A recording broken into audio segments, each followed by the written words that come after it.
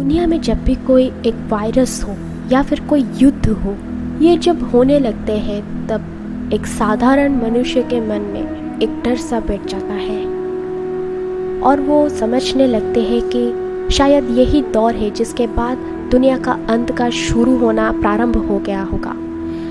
ये भी प्रेडिक्ट करने लगते हैं कि शायद कलयुग का अंत शुरू हो गया है, और कुछ ऐसे भी बोलते हैं कि कलयुग अभी प्रारंभ ही नहीं हुआ है, हम द्वापर और कलयुग के मध्य में है, जो कि एक अनंत युग कहा जाता है। ये सब हम धार्मिक ग्रंथों पुराणों के आधार पर ही कह सकते हैं। इसमें बहुत से बातें ऐसे भी होते हैं, जबकि लोग इसे भरोसा करते हैं तो कुछ लोग इसे नकारते भी हैं। वो सब ऐसे समझते हैं कि शायद ये सब झूठ भी हो सकता है, शायद ये लोग विज्ञान को ही नहीं मानते हैं। अब मैं आपको विज्ञान से जुड़े, हमारी पृथ्वी से जुड़े, जो कि भविष्य में क्या होने वाला है, हम क्या रहेंगे या नहीं, या फिर आगे चलकर क्या क्या कैसे कुछ हो सकता है, इसके बारे में हम जानेंगे। और ये सब कोई धर्म ग्रंथों के लिखा हुआ बात नहीं है। दरअसल ये बात खुद ही हमारे प्रख्यात वैज्ञानिकों के और गणितज्ञ के गणना के अनुसार ही इसे लिखा गया है। उनके लिखे गए और बताए गए इन बातों को आज हम इस वीडियो में चर्चा करेंगे। तो फिर चलिए शुरू करते हैं आज की ये वीडियो। दुनिया पर जीवन को लेकर ब्रिटेन के महान गणितज्ञ और भौतिक वैज्ञानिक आइजैक न्यूटन ने भी अपने नोट्स और चिट्ठियों में जिक्र किया है। उनके मुताबिक अगर साल 2060 तक दुनिया बची रह गई तो ये विनाश की शुरुआत का साल होगा। न्यूटन ने 1704 में लिखे नोट्स और चिट्ठियाँ। Father of modern science Newton ने 2060 में दुनिया के खत्म होने का एक फॉर्मूला भी दिया था। गति के नियम के तमाम फॉर्मूलों का आविष्कार करने वाले न्यूटन ने 1704 में एक नोट लिखा था। न्यूटन का ये नोट उनकी लिखी चिट्ठियों के साथ मिला। न्यूटन के 1727 में निधन के बाद उनके लिखे सभी नोट्स चिट्ठियाँ उनके घर में पाई गए।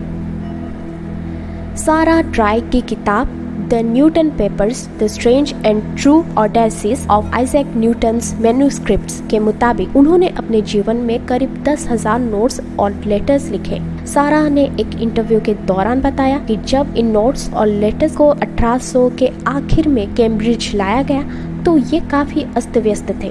इन्हें सही ढंग से लगाने में 2 लोगों को 16 साल लग गए। उनके नोट्स और चिट्ठियों की 1936 में नीलामी हुई। इन्हें इंग्लैंड के अर्थशास्त्री जॉन मेनार्ड कीन्स ने खरीद लिया। बाद में इन सभी नोट्स को जेरूसलम के एक स्कॉलर्स ने सीक्रेट्स ऑफ न्यूटन नाम से एक किताब में डाल दिया। ये किताब यूनिवर्सिटी ऑफ जेरूसलम में आज भी रखी हुई है। न्यूटन ने एक नोट में लिखा, अगर इंसान ये सोचते हैं कि वो हमेशा के लिए रहेगा तो ऐसा बिल्कुल नहीं है। उनका भी समय आएगा जब इंसान धर्म को मानना बंद कर देगा, तभी से अंत का शुरू हो जाएगा। दुनिया भी एक दिन खत्म हो जाएगी। दुनिया में मौजूद हर चीज़ कुछ समय के लिए रहेगी। एक समय आएगा जब आधा समय रह जाएगा।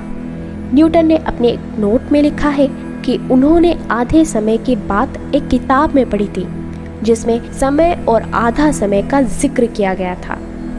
न्यूटन ने इसी के आधार पर गणना की और उत्तर आया 3.5 साल, यानी 1260 दिन। इसके बाद उन्होंने वैज्ञानिक गणना कर दिन को वर्ष में बदल दिया, यानी 1260 साल में परिवर्तित कर दिया। आइजैक न्यूटन ने अपनी गणना के आधार पर कहा कि दुनिया 1260 साल में ही खत्म हो जाएगी। इसके बाद न्यूटन के मन में सवाल उठा, ये 1260 साल किस वर्ष से शुरू मानी जाएगी। इसके लिए उन्होंने वर्ष 800 को मानक बनाया। इसके पीछे उन्होंने तर्क दिया कि वर्ष 800 में रोम में धार्मिक क्रांति आई और रोम के राजा चैलीमेगन ने शासन से ऊपर पोप को स्थान दिया।